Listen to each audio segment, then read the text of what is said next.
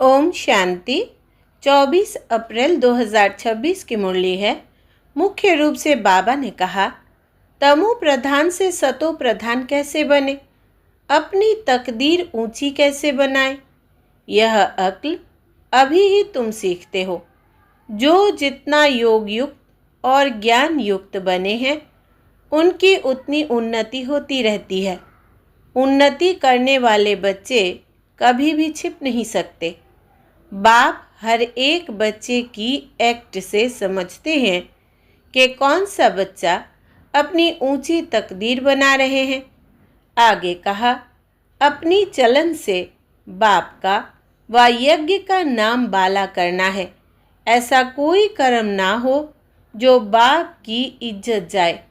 Service से अपना भाग्य आप ही बनाना है।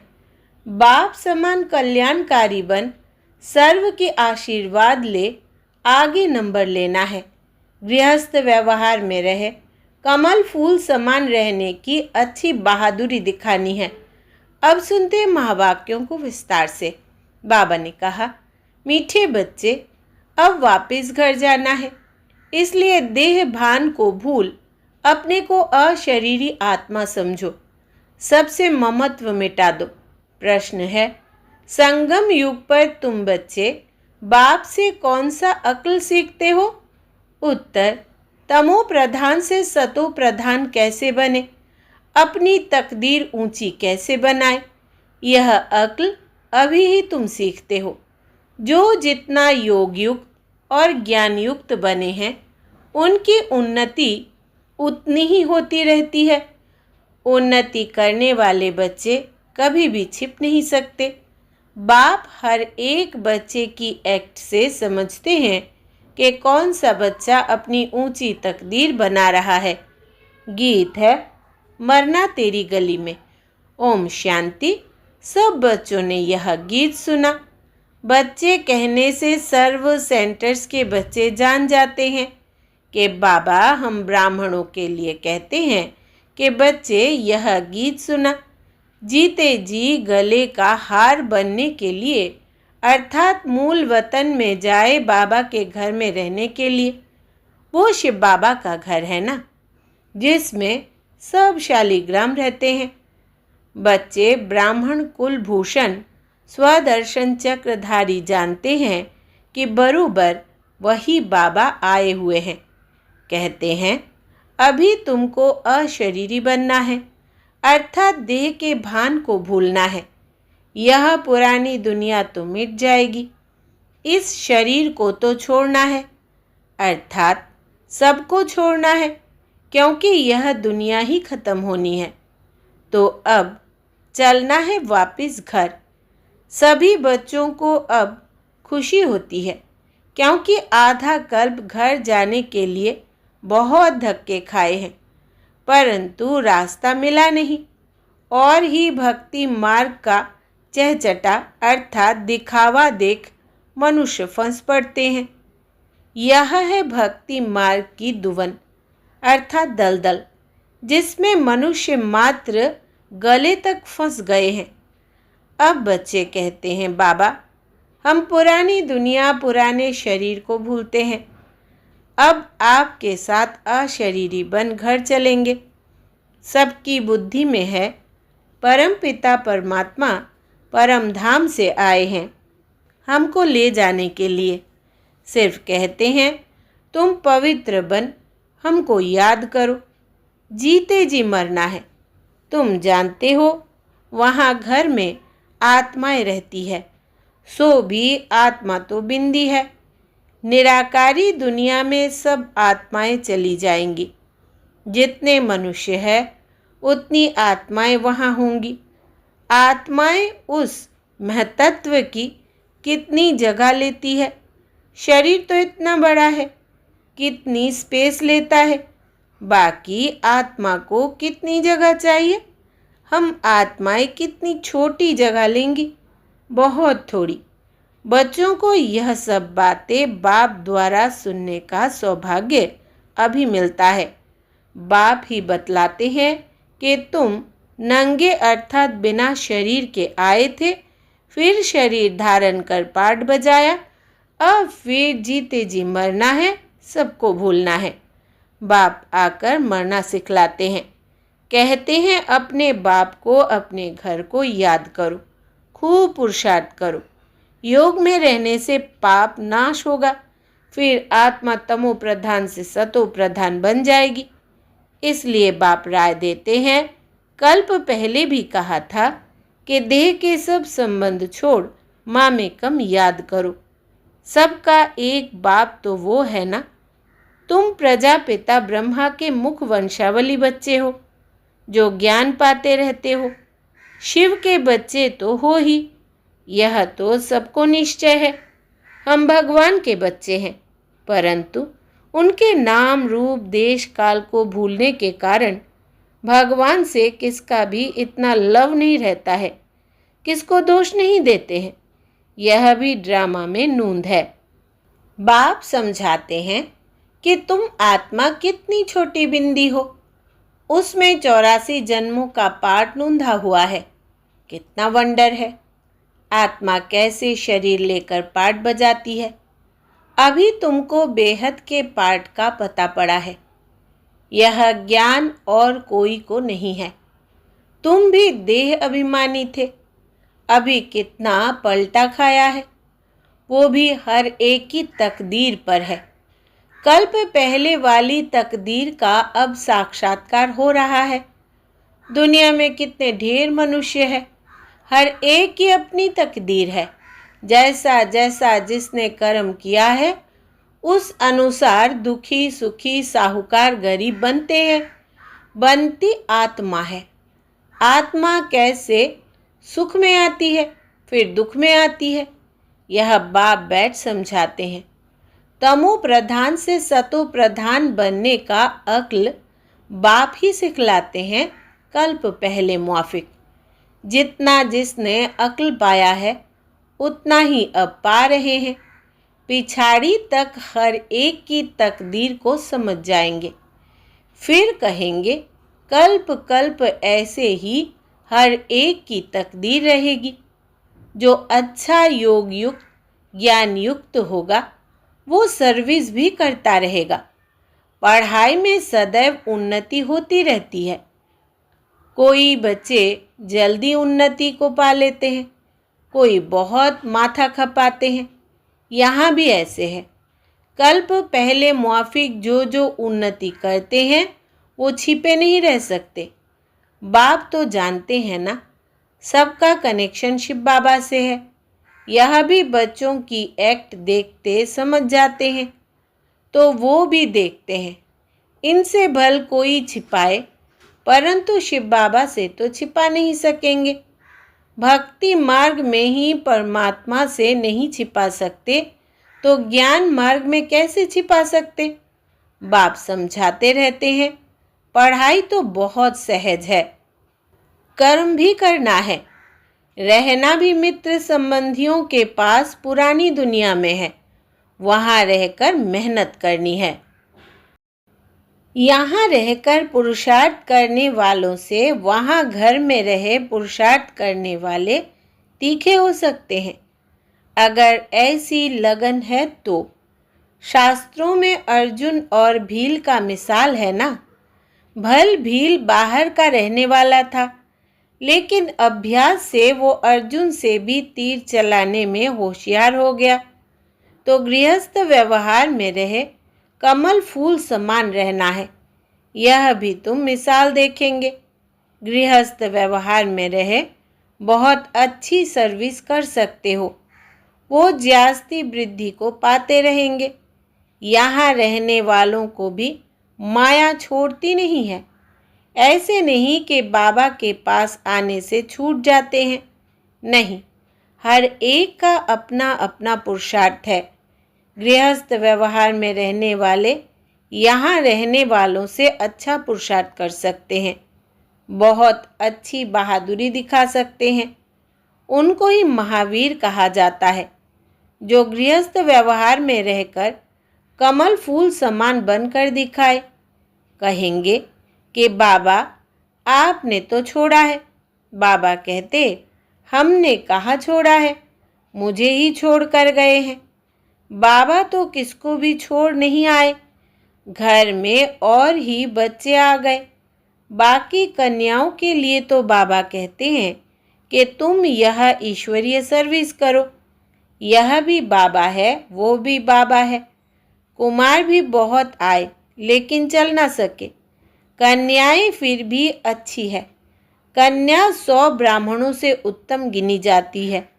तो कन्या वो जो 21 कुल का उद्धार करे, ज्ञान के वाण मारे।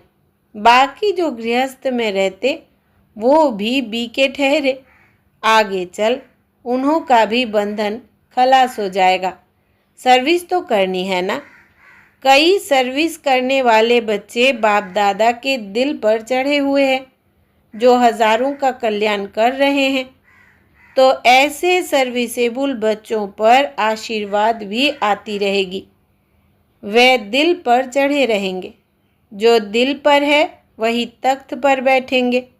बाबा कहते आपस में मिलकर युक्ति रचते रहो, सबको मार्ग दिखाने की। चित्र भी बनते रहते हैं। यह सब प्रैक्टिकल बातें हैं। अभी तुम समझते हो कि परम पिता परमात्मा निराकार है, वो भी बिंदी है, परंतु वो नॉलेजफुल पतित पावन है। आत्मा भी बिंदी है। बच्चा फिर भी छोटा होता है। बाप और बच्चे में फर्क तो होता है ना। आजकल तो 15-16 वर्ष वाले भी बाप बन जाते हैं, तो भी बच्चा उनसे छोटा ही ठहरा ना। यहाँ वंडर देखो, बाप भी आत्मा, बच्चा भी आत्मा। वो है सुप्रीम आत्मा, नॉलेजफुल। बाकी सब अपनी पढ़ाई अनुसार नीच व ऊंच पद पाते हैं। सारा मदार है पढ़ाई पर। अच्छा कर्म करने से ऊंच पद पा लेते हैं। अभी तुम बच्चों को सृष्टि के आदि मध्य अंत का ज्ञान है। स्वर्ग में सिर्फ भारत ही था और कोई खंड नहीं था। तो छोटी न्यू इंडिया में अपना स्वर्ग दिखाए। जैसे द्वारिका नाम नहीं, लक्ष्मी नारायण की डिनाइस्टी का राज्य लिखना चाहिए। बुद्धि भी कहती है सतयुग में पहले डीटी डिनाइस्टी का राज्य होगा। उनके गांव होंगे, छोटे छोटे इलाके होंगे। यह भी विचार सागर मंथन करना है। साथ साथ शिव बाबा से बुद्धि का योग भी लगाना है। हम याद से ही बादशाही लेते हैं, याद से ही कट उतरनी है। इसमें ही सारी मेहनत है। कईयों की बुद्धि बाहर में धक्का खाती रहती है। यहाँ बैठे भी सारा समय याद में नहीं रह सकते हैं।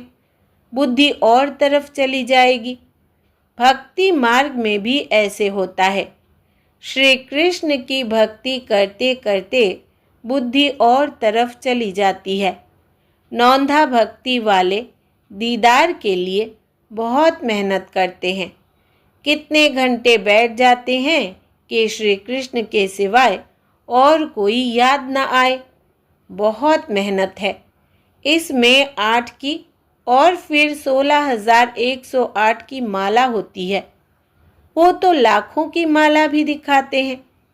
लेकिन ज्ञान मार्ग की माला बहुत कीमती है। भक्ति मार्ग की सस्ती है, क्योंकि इसमें रूहानी मेहनत है। श्री कृष्ण को देख खुश हो डांस करते हैं। भक्ति और ज्ञान में रात दिन का फर्क है। तुम्हें यह नहीं समझाया जाता है कि श्री कृष्ण को याद करने से कट निकलेगी। यहाँ तो समझाया जाता है कि जितना बाप को याद करेंगे उतना पाप नाश होंगे। तुम बच्चे अभी योग बल से विश्व के मालिक बनते हो। यह किसको स्वप्न में भी ख्याल नहीं होगा। लक्ष्मी नारायण ने कोई लड़ाई आदि नहीं की है। विश्व के मालिक फिर कैसे बने, यह तो तुम बच्चे ही जानते हो। बाप कहते हैं योग बल से तुमको राजाई मिलेगी, परंतु तकदीर में नहीं है तो तदबीर ही नहीं करते, सर्विसेबल बनते नहीं हैं। बाबा तो डायरेक्शन देते रहते हैं कि ऐसे ऐसे प्रदर्शनी करो। कम से कम 150 से 200 प्रदर्शनियाँ एक दिन में हो जाए। गांव-गांव में चक्र लगाओ, जितने सेंटर्स उतनी प्रदर्शनियाँ। एक एक सेंटर पर प्रदर्शनी होने से समझाने में सहज हो जाएगा। सेंटर्स भी दिन प्रतिदिन बड़े होते जाएंगे, जो चित्र आदि भी रख सके। चित्रों की भी इन्वेंशन निकलती रहती है। बैकुंठ का चित्र खूबसूरत महलों आदि के भारत का बनाना चाहिए। आगे चल समझाने के लिए अच्छे अच्छे चित्र निकलते जाएंगे। वानप्रस्थ अवस्था वाले घूमते फिरते भी सर्विस करते रहे। जिनका भाग्य उदय होगा वो निकलेंगे। कई बच्चे कुकर्म कर अपनी आबरू गंवाते हैं, तो यज्ञ की आबरू अर्थात इज्जत गंवाते हैं। जैसी चलन वैसा पद। जो बहुतों को सुख देते हैं उनका तो नाम गाया जाता है ना। अभी सर्व गुणों में संपन्न तो नहीं बने हो ना। कोई कोई बड़ी अच्छी सर्विस कर रहे हैं। ऐसे ऐसे के नाम सुन बाबा खुश होते हैं। सर्विसेबल बच्चों को देख बाबा खुश होगा ना। अच्छी सर्विस में मेहनत करते रहते हैं। सेंटर्स भी खोलते रहते हैं, जिससे हजारों का कल्याण होना है। उनके द्वारा फिर बहुत निकलते जाएंगे। संपूर्ण तो कोई नहीं बना है। भूले भी कुछ ना कुछ हो जाती है। माया छोड़ती नहीं है। जितनी सर्विस कर अपनी उन्नति करेंगे उतना ही दिल पर चढ़ेंगे, उतना ही ऊंच पद पाएंगे। फिर कल्प कल्प ऐसा ही पद होगा। शिव बाबा से तो कोई छिपा नहीं सकता। अंत में हर एक को अपने कर्मों का साक्षात्कार तो होता है। फिर क्या कर सकेंगे? जार जार रोना पड़ेगा। इसलिए बाबा समझाते रहते हैं कि ऐसा कोई भी कर्म नहीं करो जो अंत में सजा के भागी बनो, पश्चाताप करना पड़े। परंतु कितना भी समझाओ, तकदीर में नहीं है तो तदबीर करते ही नहीं। आजकल के मनुष्य तो बाप को जानते नहीं। भगवान को याद करते हैं लेकिन जानते नहीं। उनका कहना नहीं मानते। अभी उस बेहद के बाप से तुम्हें सतयुगी स्वराज्य का वर्षा मिलता है सेकंड में।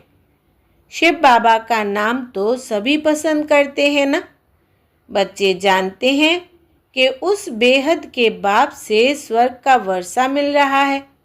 अच्छा, मीठे मीठे सिकिलधे बच्चों प्रति माता पिता बाप दादा का याद प्यार और गुड मॉर्निंग।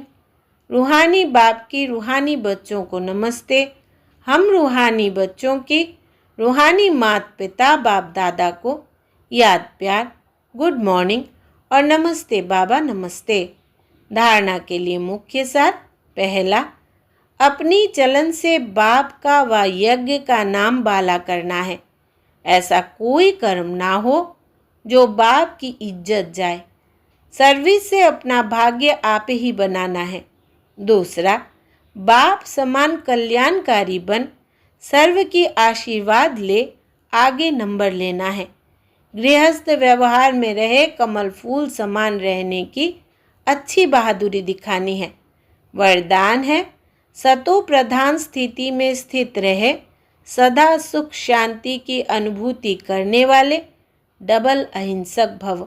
विस्तार है, सदा अपने सतो प्रधान संस्कारों में स्थित रहे, सुख शांति की अनुभूति करना, यह सच्ची अहिंसा है।